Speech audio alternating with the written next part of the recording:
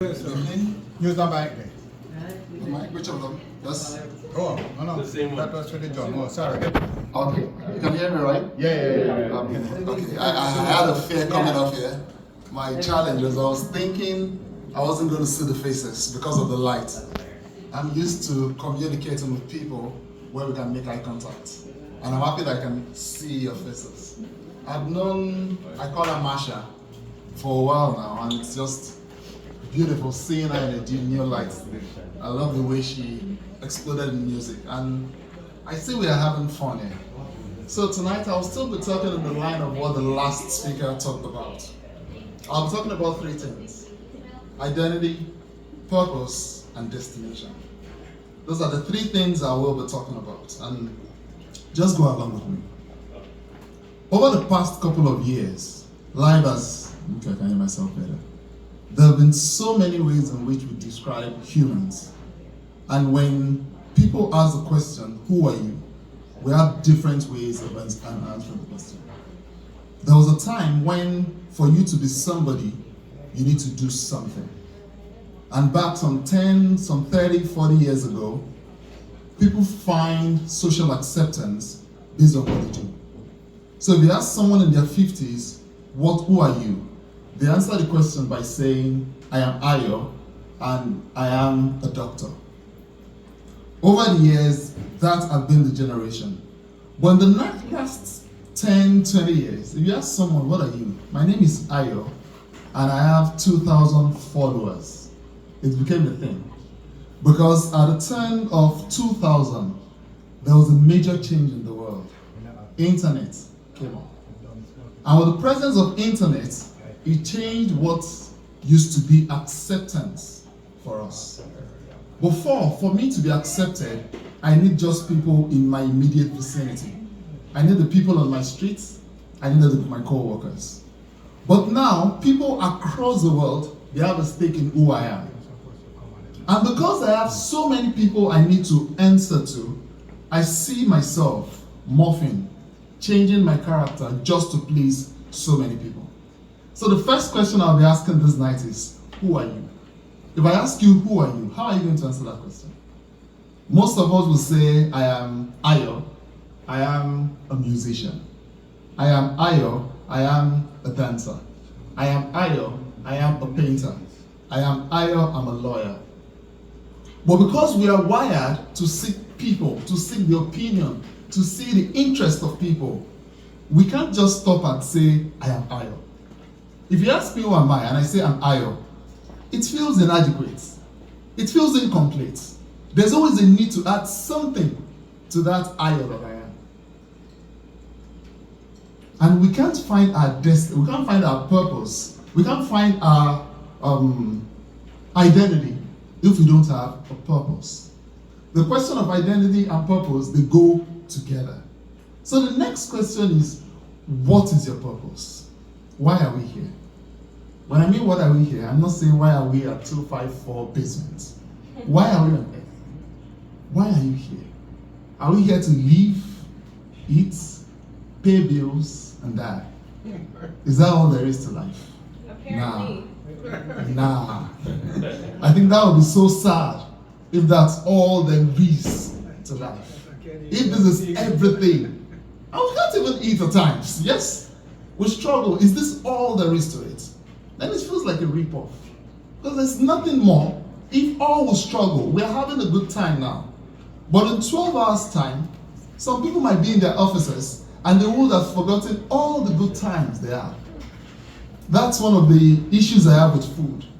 You have a very lovely meal now, but in 4 hours' time you'll be hungry again. And you start wondering, where did it go? Where did the pleasure go? Where did the fun go? So what is our purpose? What are we doing? Why are we here? The last question is, where are we going from here? Have you wondered why death is so scary? It is because of the uncertainty, I believe. Because what lies after that curtain? What lies after the closing of the eyes? What happens on the other side? Some people have gone to the other part of the world, they've gone to Africa, they've come back and told us, this is what Africa is. Some have gone to Asia. They've told us this is what happens in Asia. So we have record from people that have gone and come back. But nobody that we know have crossed over to the land of the dead and is back here. So we are scared. We don't know what it is. But where are we going? So the first question, who are you? Why are you here? And where are you going? Now let's just imagine. I want you to imagine with me for a moment. Just imagine. Don't let's go into the arguments. I don't know what you believe, but let's know what you believe. Just imagine, assume that there is a God. Let's work on that assumption that there is a God. So if there is a God, there is a new twist to these three questions. The first question, who am I? Because I have a God who was a creator, who made me, now I have a boss. And because I have a boss, I need to seek the pleasure of my boss. Then I won't care so much about what people say. My relationship with people will be like my relationship with my co-workers. If I work in a factory, if I work in an office, I'll be more concerned about what the HR thinks of me, what the manager thinks of me, than what my co-worker thinks of me. My co-worker might not like me, but as long as the HR likes me, as long as the manager likes me, I'm good. So I won't be bound by the demand to seek the approval of everybody. We see ourselves changing, dancing, wanting to please everybody. Because our, usually, at times, I'm not saying all of us, but our approval, our sense of validation tend to come from what people think of us. And it's such a trap. When I don't know who I am, outside what people think of who I am.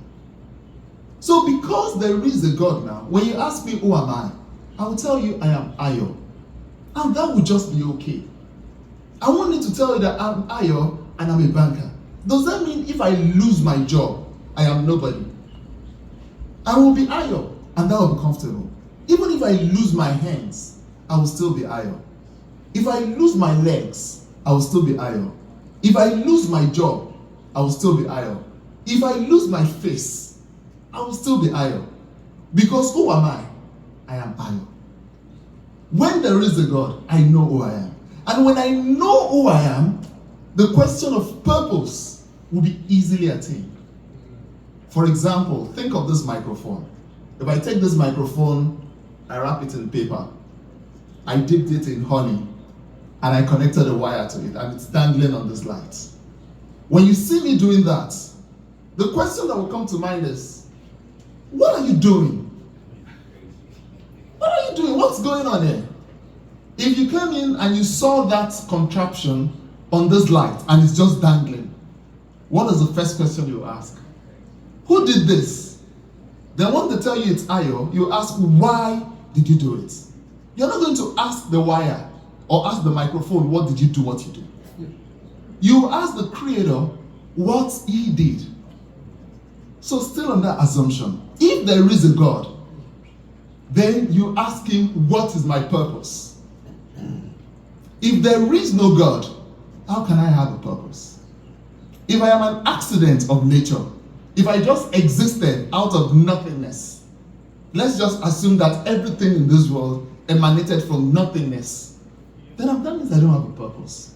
Since I have no creator, since nobody made me, I'll just be like that contraption, and you came in and nobody took responsibility for it. If you come in and you see that thing and you ask, who made this thing? Who made it? And nobody is coming out that made it, you most likely throw it away because it's useless. Since you can't find the owner, you are not able to find the purpose. As long as there is a God, we have a purpose, and we can ask him of our purpose. But if there is no God, if there is no maker, we'll be like the sixth finger.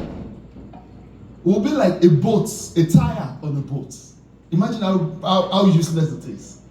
Imagine the wings on a car. That's how useless we'll be if there is no creator. In the human body, when we go for surgery, cancer cells, most of the things we go for there are growth in the body that have no use. If you have a child that have a sixth finger, you sign up the child for surgery because he has a part of his body that is useless. So think of it, if we are humans and we have no purpose, then what do? What's the essence of life? And once we have our identity set in God, we have our purpose defined, the destination will be easy. Because we know where we are going. We know we are returning to our Creator. Regardless of what you believe, we are always going back to a Creator. I was discussing with someone, and they said we came from nothing. So fine, if we came from nothing and we die, when we die, what do we become? We become nothing. I believe that we came from God. When we die, we go back to our God. I said both of us are correct. We all go back to our Creator. The only thing we differ on it, I believe we'll go back to God, who's our Creator. You believe we'll go back to nothing, who's our Creator. Because if you say we are from nothing, and we die and return to nothing, is that not your Creator? But me, I believe there is a God. And when we die, we'll go back to Him. Some of us have tried so many things in life. We've been pursuing joy for so long. We've been struggling. We've lost our peace. When we look at things going on in the world and we wonder why is God allowing this much things to go on? And we lose our patience, we lose our joy, we lose our comfort. And at times, because of this, we choose to push away that probably there is no God. But if there is no God, how did all this come to be? How did everything come to emanate? So still in that assumption, I plead with you, give it a shot. You might have tried so many things. And you've heard that when I see the version of Christianity that's being pushed out there, I feel ashamed. Because probably what you know is there are a set of judgmental, priggish, upright people that are trying to judge you. That is never what Christianity is all about. Everything God wants from you, that God wants from me, are things you want from your neighbors. Everything that God wants from you, there are things you as a person want from your neighbors. There are things you want from your loved ones. There are things you want from the people who will be your political leaders. There are things you want from your bankers. We want our neighbors to be kind. We want our neighbors to be nice. We want them to be loving. If you are in a relationship with someone, we want the person to be faithful. We want the person to treat us right. Those are the things God is asking from us. God is not asking us for anything that we cannot do.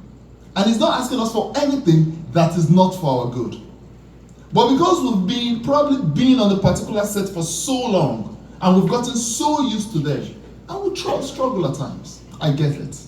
Personally, it took me 10 years to come to that realization, to make that decision, that it's worth it following God. It took me 10 good years. For 10 years, I just knew that there's something missing. But since I made that flip, I never knew what was called peace till I actually started following Him. I never knew what was called joy till I started following Him. I don't have everything, but I had everything I need in God.